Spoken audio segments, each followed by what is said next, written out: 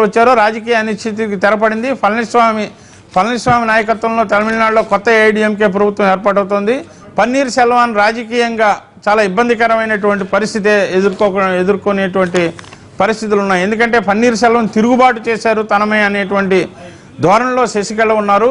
శశికళ ఆగ్రహానికి గురై ఉన్నారు కాబట్టి, శశికళ నమ్మిన బంటిగా ఉన్నటువంటి వ్యక్తి పళనిస్వామి ముఖ్యమంత్రి అవుతున్నారు కాబట్టి, అది కూడా కాకుండా గతంలో గడిచిన 2-3 సందర్భాల్లో కూడా పన్నీర్ సెల్వం స్థానంలో పళనిస్వామి ముఖ్యమంత్రిగా అయ్యేటువంటి అవకాశం ఉన్నా వివిధ రాజకీయ కారణాల వల్ల ఆ పరిస్థితులు లేవు కాబట్టి ఖచ్చితంగా పన్నీర్ సెల్వాన్ని రాజకీయంగా ఇబ్బందులకు గురి చేసేటువంటి సమయం వస్తోందని చెప్పవచ్చు. దీంతో పాటుగా ప్లీజ్ కంటిన్యూ భాస్కర్ గారు. దీంతో పాటుగా పన్నీర్ సెల్వం గడచిన 24 గంటల్లో మారిన పరిస్థితులు, రాజకీయ పరిణామాలన్నింటినీ గమనించిన తర్వాతే ఏఐడిఎంకే ఒక్కటిగా ఉండాలి, ఏఐడిఎంకే చీలిపోకూడదు, అమ్మ యొక్క ఆత్మ ప్రబోధం మేరకు మనమంతా కలిసి ఉండాలి, ఏఐడిఎంకే నాయకత్వంలో మార్పులు చేర్పులు చోటు చేసుకున్నప్పటికీ పార్టీ అంతా కలిసి పనిచేయాల్సినటువంటి అవకాశం ఉన్నాయని సంకేతాలు పంపుతున్నారు. అంటే ఒకవేళ శశికళ అనేటువంటి ఆమె ముఖ్యమంత్రి కాలేదు కాబట్టి పళనిస్వామి అయినా తాను అంగీకరిస్తాను, మిగతా ఎమ్మెల్యేలు తనకు మద్దతు ఇచ్చే ఎమ్మెల్యేలను కూడా ఏఐడిఎంకేలో కొనసాగించే విధంగా ప్రయత్నం చేస్తాను అనేటువంటి సంకేతాలు పంపించినట్లుగా కూడా మనకి సమాచారం ఉంది.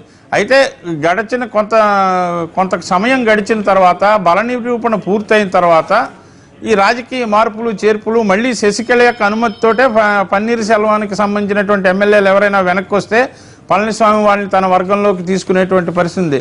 వాస్తవానికైతే ఇప్పుడు రాజకీయ పార్టీగా శశికళ ప్రధాన కార్యదర్శి హోదాలో పన్నీర్ సెల్వాన్ని పార్టీ నుంచి శాశ్వతంగా బహిష్కరించారు కాబట్టి అతను బహిష్కృత నేతగా మిగిలిపోవాల్సినటువంటి పరిస్థితి. చక్రి రైట్ భాస్కర్ గారు, మీరు అన్నట్లుగా రాజకీయంగా పన్నీర్ సెల్వంకి గడ్డుకాలం అనే చెప్పుకోవాలి. ఎందుకంటే మనం గతంలో అనుభవాలు కూడా చూడవచ్చు. జయలలితకు జరిగినటువంటి అవమానం, ఆవిడ చేసినటువంటి శపథం, అదే సీన్ నిన్న అమ్మ సమాధి దగ్గర శశికళ చేసినటువంటి ప్రతిజ్ఞలు 3 సార్లు ఆవిడ మీద గట్టిగా ఒట్టు పెడుతూ ఆవిడ ఏమనుకున్నారో ఏ నిర్ణయించుకున్నారో కానీ పన్నీర్ సెల్వంకి మాత్రం మీరు అన్నట్లుగా గడ్డు పరిస్థితే వచ్చే అవకాశం ఉంది. ఎందుకంటే ఏది కాదన్నా అవునన్నా పన్నీర్ సెల్వం తర్వాత ఇప్పుడు పళనిస్వామి సీఎం అవుతూ ఉన్నారు, ఆ వెనకాల నుండి నడిపించే శశికళే కాబట్టి ఆయనకి నిజంగానే గడ్డుపరుస్తున్నారు. అదంతా పక్కన పెడితే కేంద్రం మీద చాలా ఆరోపణలు వచ్చాయి. దీనికంటే ముందు జరిగిన పరిణామాలు 20 రోజుల్లో కూడా కేంద్రం మీద పూర్తి స్థాయిలో 2 వారాల్లో కూడా పూర్తి స్థాయిలో ఆరోపణలు వచ్చాయి. కేంద్రం వెనకుండి నడిపిస్తోంది, గవర్నమెంట్ ఏర్పాటు చేయాలి, ఇక్కడ పాగా వేయడానికి ప్రయత్నిస్తోంది, గవర్నర్ అందుకే లేట్ చేస్తున్నారంటూ ఆరోపణలు చేశారు. సో ఇప్పుడు చూసినట్లయితే దానికి భిన్నంగా నిర్ణయం జరిగింది. దీంతో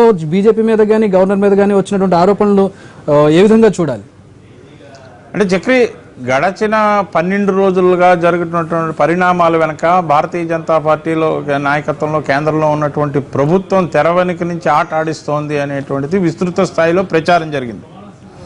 ఆ ప్రచారం జరిగింది అని అనుకున్నట్లుగానే పన్నీర్ సెల్వానికి కేంద్రం మద్దతు ఇస్తోంది. శశికళ నాయకత్వంలో ఎట్టి పరిస్థితుల్లో తమిళనాడులో ఏఐడిఎంకే ప్రభుత్వం ఏర్పాటు చేయడానికి కేంద్రానికి ఇష్టం లేదు కాబట్టే శశికళ నాయకత్వాన్ని అంగీకరిస్తూ గవర్నర్ ఆమెను ప్రభుత్వం ఏర్పాటు చేయకుండా చేసేందుకు అవకాశం ఇవ్వలేదు అనేటువంటిది విస్తృత స్థాయి రాజకీయ వర్గాల యొక్క లేకపోతే రాజకీయ విశ్లేషకుల యొక్క అంచనా.